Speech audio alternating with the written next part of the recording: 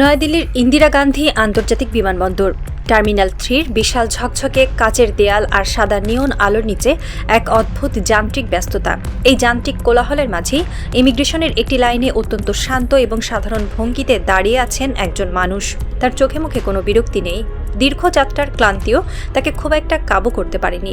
তার পরনের পোশাক সাধারণ হলেও তার কাঁধে রয়েছে একটি স্বাধীন রাষ্ট্রের অত্যন্ত ভারী একটি দায়িত্ব।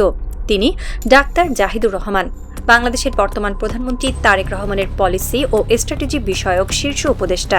তিনি যখন ইমিগ্রেশন অফিসারের দিকে নিজের পাসপোর্টটি এগিয়ে দিলেন, তখন সেই অফিসারের চোখের দৃষ্টিতে ফুটে উঠল এক চিরাচরিত মাপা তাচ্ছিল্য।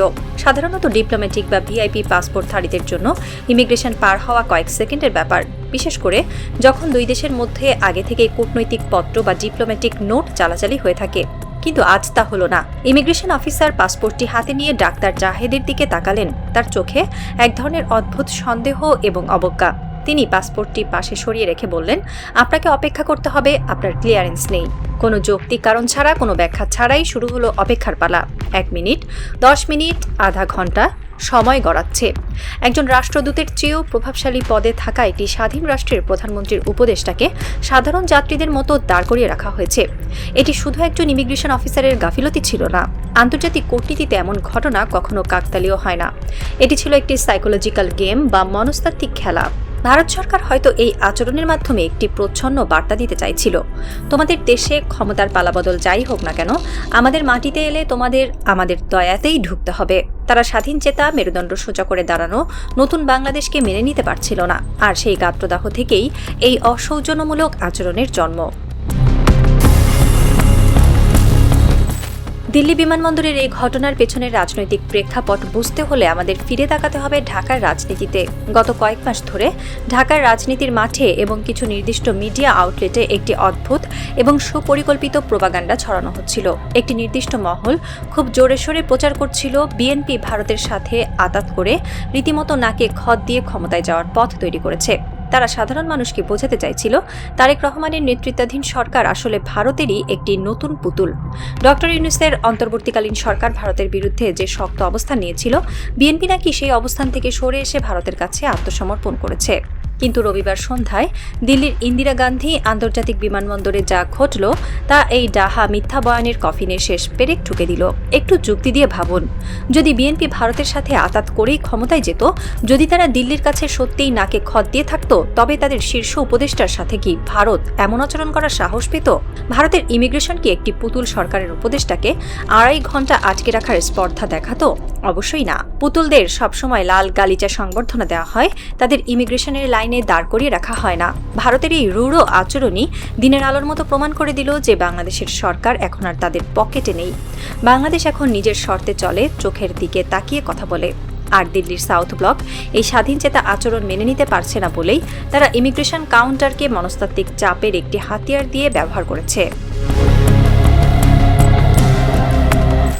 রবিবার সন্ধ্যার সেই ঘটনা কোনো সাধারণ ইমিগ্রেশন জটিলতা ছিল না। বাংলাদেশের পররাষ্ট্র মন্ত্রণালয় এবং দিল্লিতে অবস্থিত বাংলাদেশ হাই কমিশন স্পষ্ট দাবি করেছে, এই সফরটি সম্পর্কে ভারতীয় পররাষ্ট্র মন্ত্রণালয়কে আগেই অবহিত করা হয়েছিল।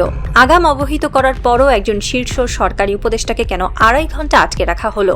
ভারতের বিভিন্ন সূত্র থেকে এবং তাদের আজ্ঞাবহ কিছু মিডিয়ার মাধ্যমে কিছু অদ্ভুত, খোঁড়া এবং হাস্যকর অজুহাত দাঁড় করানো হচ্ছে। তারা বলছে, জাহিদুর রহমান নাকি সরকারি লাল পাসপোর্ট ব্যবহার করেননি, তিনি নাকি নিয়মিত ভিসার পরিবর্তে সার্ক সুবিধায় ভ্রমণ করছিলেন। কূটনীতির সাধারণ ছাত্ররাও জানে, সার্ক সুবিধায় ভ্রমণ করা কোনো অপরাধ নয়। এটি দক্ষিণ এশিয়ার দেশগুলোর মধ্যে একটি স্বীকৃত আঞ্চলিক প্রোটোকল। একজন প্রধানমন্ত্রীর উপদেষ্টা যদি সার্ক সুবিধায় ভ্রমণ করেন, তবে সেটি একটি বৈধ এবং আইনি প্রক্রিয়া। এটিকে অজুহাত হিসেবে দাঁড় করানো স্রেফ বোকামি। এরপর তারা আরও একটি হাস্যকর কারণ সামনে এনেছে। তারা বলছে, ডাক্তার জাহিদের সঙ্গে সংশ্লিষ্ট কয়েকটি ইউটিউব চ্যানেলের উপর নাকি ভারতের নিষেধাজ্ঞা রয়েছে এবং দেশটির নজরদারি তালিকায় তার নাম রয়েছে। এই অজুহাতগুলো শুনলে মনে হয় ভারত যেন কোনো রূপকথার গল্প শোনাচ্ছে বা কোনো সস্তা বলিউডি সিনেমার স্ক্রিপ্ট লিখছে। একটি দেশের শীর্ষ নীতি নির্ধারককে বিমানবন্দরে আটকে রাখার জন্য ইউটিউব চ্যানেলের নিষেধাজ্ঞার দোহাই দেওয়া কি কোনো সভ্য, পেশাদার এবং পরাশক্তি দাবি করা রাষ্ট্রের কাজ হতে পারে?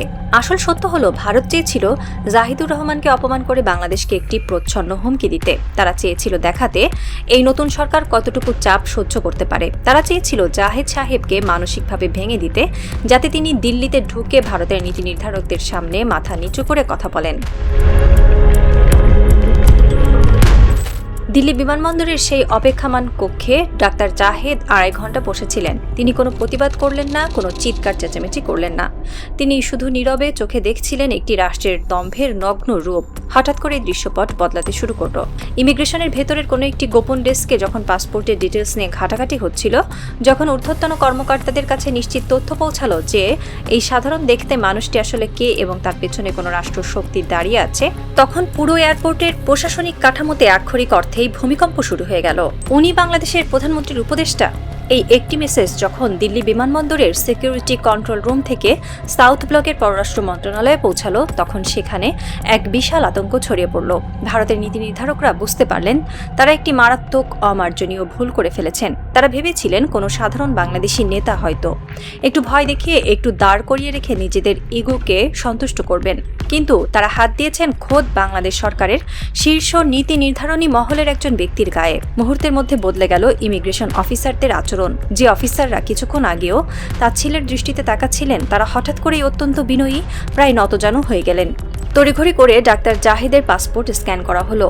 We are extremely sorry sir, please আপনি এখন দিল্লিতে প্রবেশ করতে পারেন। এটি একটি সম্পূর্ণ ভুল বোঝাবুঝি ছিল, আপনার জন্য সব ব্যবস্থা করা হচ্ছে। ভারতীয় কর্মকর্তারা হয়তো ভেবেছিলেন এই ক্ষমা চাওয়ার পর ডাক্তার জাহেদ খুশি মনে তাদের আতিথেয়তা গ্রহণ করবেন। তারা ভেবেছিলেন একটু সরি বললেই সব মিটে যাবে, কারণ গত 15 বছর ধরে তারা এমন অনেক বাংলাদেশি নেতাই দেখেছেন যারা ভারতের একটু সুনজর পাওয়ার জন্য ঘন্টার পর ঘন্টা অপমান হজম করতেও প্রস্তুত থাকতেন। কিন্তু তারা বুঝতে পারেনি যে তাদের সামনে দাঁড়িয়ে থাকা মানুষটি কোনো সাধারণ রাজনৈতিক নেতা নন, তিনি এক নতুন, মাথা নত না করা বাংলাদেশের প্রতিনিধি। ডাক্তার জাহিদুর রহমান তার পাসপোর্টটি হাতে নিলেন। তিনি ইমিগ্রেশন অফিসারদের দিকে শান্ত দৃষ্টিতে তাকালেন। তার চোখে কোনো রাগ ছিল না, ছিল এক পাহাড় সম আত্মমর্যাদা বোধ। আপনাদের অনুমতির জন্য ধন্যবাদ, তিনি অত্যন্ত ধীর কিন্তু ইস্পাত কঠিন স্বরে বললেন। কিন্তু আমি আর এই শহরে প্রবেশ করতে চাই না। কথাটা শোনার পর ইমিগ্রেশন অফিসারদের মুখ ফ্যাকাশে হয়ে গেল। তারা নিজেদের কানকে বিশ্বাস করতে পারছিলেন না। একজন বাংলাদেশি শীর্ষ নেতা যাকে ভারতে ঢোকার অনুমতি দেওয়া হচ্ছে, সে কিনা নিজ ইচ্ছায় সেই অনুমতি প্রত্যাখ্যান করছে। স্যার প্লিজ, আমাদের ভুল হয়ে গেছে, আপনি আসুন, আপনাকে ভিআইপি প্রোটোকল দেওয়া হচ্ছে। ভারতীয় কর্মকর্তারা অনুনয় বিনয় করতে শুরু করলেন, কিন্তু ডাক্তার জাহেদের সিদ্ধান্ত অটল। তিনি জানেন এই অপমান তার শুধু ব্যক্তিগত অপমান নয়, এই অপমান বাংলাদেশের 18 কোটি মানুষের অপমান। তিনি যদি আজ এই অপমান হজম করে দিল্লিতে প্রবেশ করেন, তবে তা হবে রাষ্ট্রের আত্মসম্মানের সাথে চরম বেইমানি। তিনি তার লাগেজ নিয়ে ঘুরে দাঁড়ালেন। তিনি দিল্লির মাটিতে পা না রাখিয়ে সরাসরি অন্য ফ্লাইটে কলম্বো হয়ে ঢাকায় ফেরার সিদ্ধান্ত নিলেন। দিল্লির মাটিতে পা না রেখেই শুধু একটি সিদ্ধান্তের মাধ্যমে তিনি পুরো ভারতের অহংকারকে ধুলোয় মিশিয়ে দিলেন। তিনি বুঝিয়ে দিলেন, তোমাদের দিল্লি তোমাদের সাথেই থাক, আমার কাছে আমাদের দেশের সম্মান অনেক বেশি দামি। তিনি যদি সেদিন মাথা নিচু করে দিল্লিতে প্রবেশ করতেন, তবে ওই আতাত বা নাকে খত দেওয়ার প্রোপাগান্ডাটাই সত্যি বলে প্রমাণিত হতো। কিন্তু তিনি ফিরে এসে পুরো বিশ্বকে জানিয়ে দিলেন, বাংলাদেশ এখন আর কোনো পরাশক্তির কাছে মাথা নত করে না। সোমবার সকালে এই খবর যখন ঢাকার শেরেবাংলা নগরে পৌঁছালো, তখন সরকারের শীর্ষ পর্যায়ে এক অদ্ভুত গুমট পরিবেশ তৈরি হলো। একটি জাতীয় দৈনিকের প্রতিবেদন অনুযায়ী বাংলাদেশ সরকার এই ঘটনাটি নিয়ে অত্যন্ত নিবিড়ভাবে খোঁজখবর নিচ্ছে। এটি নিছক কোনো প্রশাসনিক জটিলতা নাকি এর পেছনে অন্য কোনো গভীর ভূ রাজনৈতিক কারণ রয়েছে তা নিয়ে চুলচেরা বিশ্লেষণ চলছে। সরকারি সূত্রে জানা গেছে, বিস্তারিত তথ্য পাওয়ার পর বাংলাদেশ সরকার পরবর্তী পদক্ষেপ নির্ধারণ করবে। এটি শুধু একজন উপদেষ্টার ভ্রমণ জটিলতার ঘটনা নয়, এটি বাংলাদেশ ভারত কূটনৈতিক সম্পর্কের সংবেদনশীল বাস্তবতায় একটি অত্যন্ত গুরুত্বপূর্ণ ইস্যু হিসেবে সামনে এসেছে। ঢাকা এখন আর আগের মতো চুপ করে বসে থাকবে না। এতদিন ধরে ভারত মনে করত যে তারা যা খুশি তাই করতে পারে এবং বাংলাদেশ সব নীরবে হজম করবে। কিন্তু ডাক্তার জাহিদের এই ফিরে আসার সিদ্ধান্ত ঢাকার নীতি নির্ধারকদের সামনে এক নতুন উদাহরণ তৈরি করেছে। এখন থেকে ভারতের সাথে যে কোনো আলোচনার টেবিলে ঢাকা অনেক বেশি শক্তিশালী এবং আত্মবিশ্বাসী অবস্থানে থাকবে। এই ঘটনাটি শুধু ভারতের জন্য নয়, বাংলাদেশের ভেতরে থাকা অসংখ্য ভারতীয় দালালদের জন্য এক চরম সতর্কবার্তা। আমাদের দেশের ভেতরে সচিবালয়ে, কর্পোরেট অফিসে, মিডিয়ার নিউজ রুমে এমন অনেক মানুষ ঘাপটি মেরে বসে আছে যারা কথায় কথায় ভারতের দাদাগিরির পক্ষে যুক্তি দেন। তারা ভাবেন ভারতের দালালি করলে তাদের গদি বা চাকরি চিরস্থায়ী হবে। কিন্তু ভারত কাউকে মর্যাদা দেয় না। ভারত শুধু তাদের নিজেদের স্বার্থ চেনে।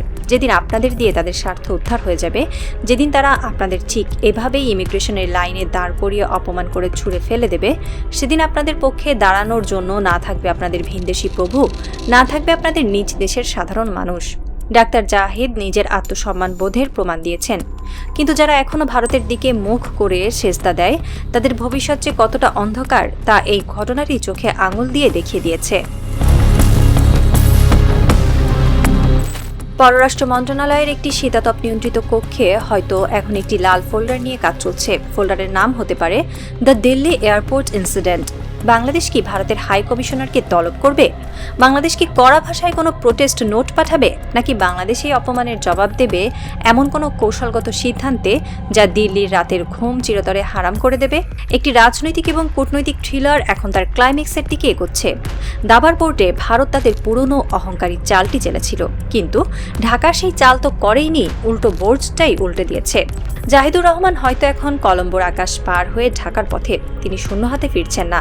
তিনি সাথে করে নিয়ে আসছেন একটি জাতির মেরুদণ্ড সোজা করে দাঁড়ানোর অহংকার। খেলার নিয়ম পুরোপুরি পাল্টে গেছে। আর এই নতুন খেলায় আত্মসম্মান এবং মেরুদণ্ডই হলো বাংলাদেশের সবচেয়ে বড় পারমাণবিক অস্ত্র।